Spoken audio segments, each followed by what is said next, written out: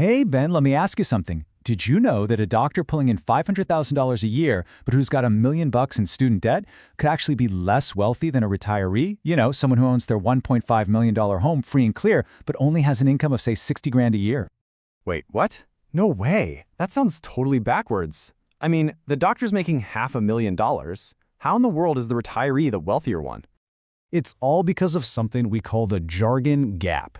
You know, the financial world loves to use these specific words that sound alike but mean completely different things. It just makes really simple concepts feel way, way more complicated than they need to be. That is so true. And that's our whole mission here, isn't it? To take complex financial documents and simplify them. In fact, to figure this all out, we fed several complex sources. We're talking academic and financial papers right into our system for analysis. Exactly. Okay, so let's break this down. All right, so where should we kick this off? Let's start with the word I think pretty much everyone feels like they know, income. Perfect starting point. So, in finance, they call income a flow variable. But honestly, the best way to picture it is like a river. It's the cash that's constantly flowing into your bank account over time. You know, from your salary, maybe some bonuses, that kind of thing. It's the money you've got coming in to spend and to save. Okay, got it. Income is the river. So how is that different from wealth then? That's the million-dollar question, right? If income is the river, think of wealth as the reservoir. It's what they call a stock variable. All that means is it's a snapshot in time, like right now, today. You figure it out by adding up all your assets, so your house, your car, your savings, and then you subtract all your liabilities, which is just a fancy word for everything you owe. Think student loans, mortgages. Whatever's left over, that's your wealth. You'll also hear it called your net worth. So here's the key difference, right? Income is a flow measured over time, like your yearly salary, but wealth is a stock measured at one single point in time, like right this second. And that brings us back to our doctor. High income, sure, but with even higher debt, their wealth is actually in the negative. Meanwhile, our retiree has a tiny income stream, but with a huge, paid-off asset, their wealth is massive. Okay, that makes so much sense now. We've got the river of income filling up the reservoir of wealth, but there's this other word that always gets thrown into the mix and trips me up: capital. Where does capital fit into all this? Ah, capital. That's the crucial middle piece. Think of it as the engine that actually turns your income into wealth. See? Capital isn't just cash sitting in a bank account. It's money that you've put to work. We're talking about productive assets, things you own that can either generate more income for you or grow in value themselves.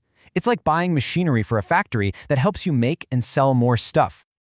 And capital can be huge things, right? Like a manufacturing plant. Or it can be things you might own personally, like stocks and bonds, a rental property, maybe even your own business. The one thing they all have in common is that they are assets designed to work for you and create more value. Okay, I'm with you. So you take your income, the river, and you use it to buy these capital assets. But how does just owning a stock or a building actually make that wealth reservoir bigger? What's the last step here? The final piece of the puzzle is what happens when you sell one of those assets. The profit you make from that sale is what really turbocharges your wealth. And that profit has a special name, a capital gain. You know what? Let's walk through a super simple example from the materials we analyzed. Let's say we have someone named Alex. And Alex decides to take some of their income and turn it into a capital asset. Okay, so step one, Alex takes $5,000 of income and buys a stock.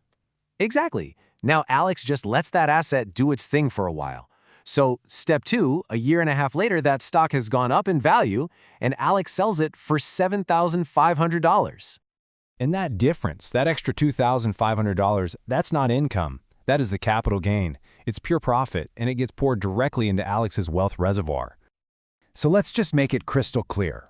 Income is the money you get from your job, from your labor. A capital gain is the profit you get when you sell an asset that's been working for you. And understanding that difference, well, that's fundamental to how wealth is actually built. Wow, okay, so that distinction really is everything. So let's put a bow on this. What's the one key idea that everyone listening should really take away from all this? Here it is, the main takeaway from all our analysis. It is impossible to build long-term wealth by focusing only on income. Wealth is built by converting income into capital, assets that work for you. That's the real engine.